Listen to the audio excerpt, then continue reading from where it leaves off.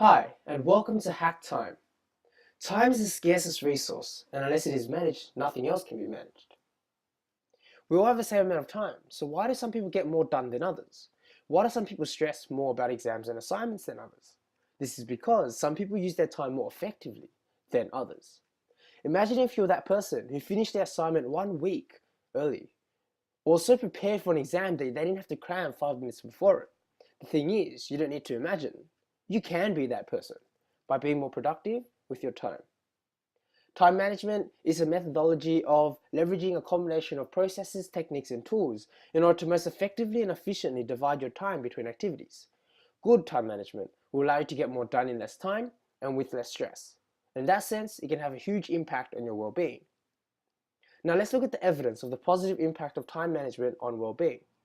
One study by Alexandra and Armin in 2009 shows that time management training has positive effects on both perceived control of time and well-being. Another study by Mackett and colleagues in 1990 assesses the effect of time management behaviors on university students and shows that those who have had more control of time reported greater work and life satisfaction and reduced tension and stress. These and many other studies show that time management does indeed contribute to one's well-being.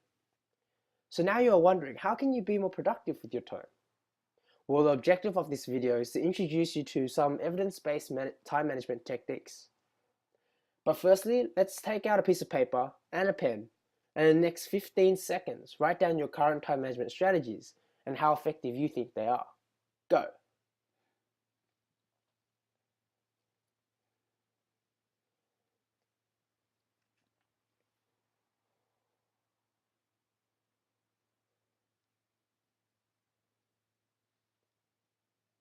Okay, let's compare yours to ours. For 5 evidence-based time management strategies include scheduling, getting things done, prioritization, flow state, and time boxing. Scheduling. We are all more productive at certain times of the day relative to others, and so it's important to utilize these times wisely. Firstly, understand when you're most and least productive through the attached activity, and secondly, schedule your most important tasks when you're most productive. Getting things done. Being disorganized leads to unnecessary time being wasted as you spend time thinking about what you should do with your time. Getting things done is a method of staying organized through categorizing all your to-dos. By placing your to-dos into specified lists, you can quickly and easily identify and start working on what you need to do within seconds. Have a someday maybe list for those things that you don't need to do now, but you still want to do in the future. Have a mindless list for when you're tired.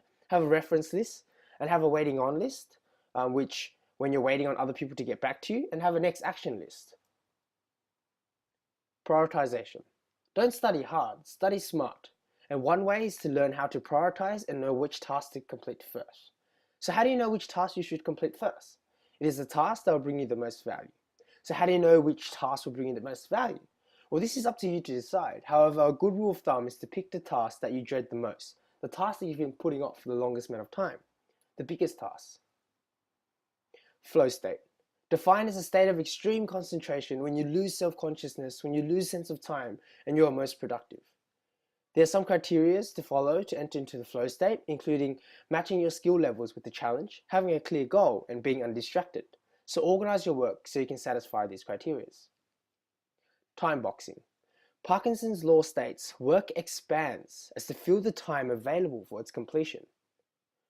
And the idea behind this is to give yourself a shorter amount of time to complete something and you'll do it faster.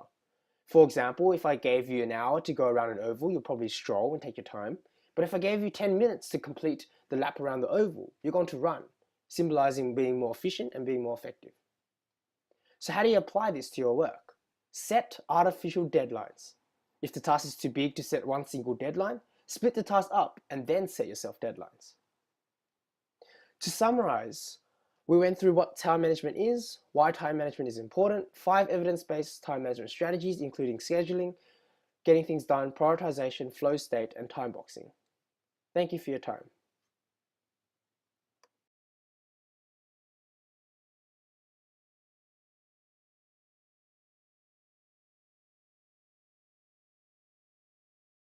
Created using Powtoon.